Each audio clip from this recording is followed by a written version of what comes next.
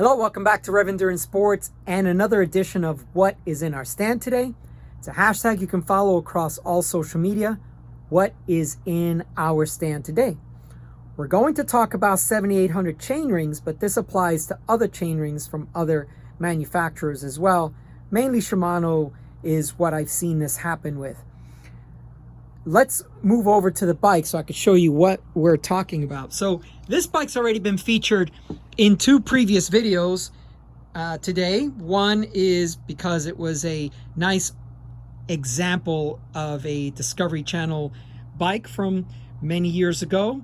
The other because the shifters were stuck and I needed to free them up. So if you need a video on stuck shifters, I have one just below in the description. But now we're going to talk about this crankset, the 7800 crankset, and the chainrings. So the first thing I want you to look at is that these chainrings on the large chainring, in this case the 53, has the script out here. The inner chainring, you're not supposed to see the script. Now, here's the thing. I just assumed these chain rings were on correct because, come on, how can you screw that up? But it happens. And I did the service on the bike. I replaced the rear derailleur cable, went through all the shifting, adjusted the front derailleur. Everything was shifting fine in the stand.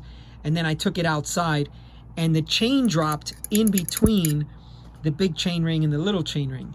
And again, I would not have even noticed this problem unless I took it out for a test ride. I mean, I may start putting this into my regular inspection of a bike, make sure the chain rings are on, but I mean, you know, that stuff should be done. So if you're a mechanic watching this channel, please take your customers' bikes out for a test ride. You will find stuff that you did not see in the stand. The next thing I want to point out to you is notice how that inner chain ring, the interface of that inner chainring, see if I can get this in focus.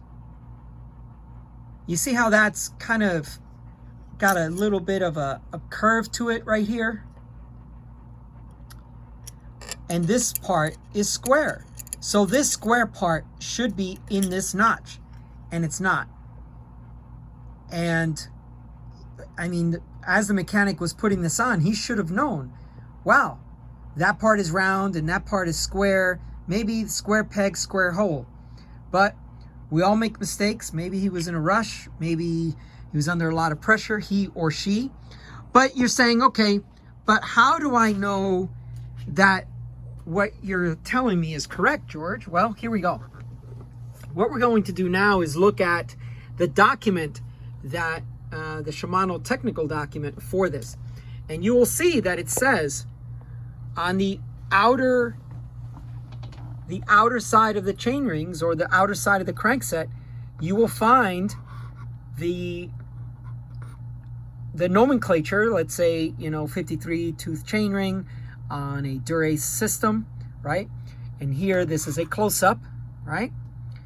And it's telling you to put in your chain drop pin aligned with this crank arm. But then, so that's the outer side. The inner side, that's when you're supposed to see the writing for the inner chainring, is on the inner side.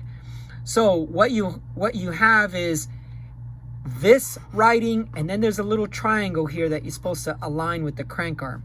In this case, that wasn't done.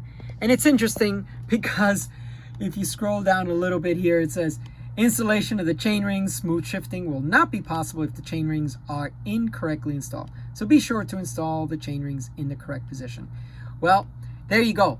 So this is the technical service instructions for the 7800 crankset. And you can find all the other ones as well. Well, we are going to remove and reinstall this crankset after we've changed the orientation of that inner chainring. If you like this type of content, please make a comment down below. Please like, share, you know, all that other great stuff so that YouTube knows that this content is relative and it has helped you find the answer, a solution to your problem. Please like and subscribe, and we will see you up the road.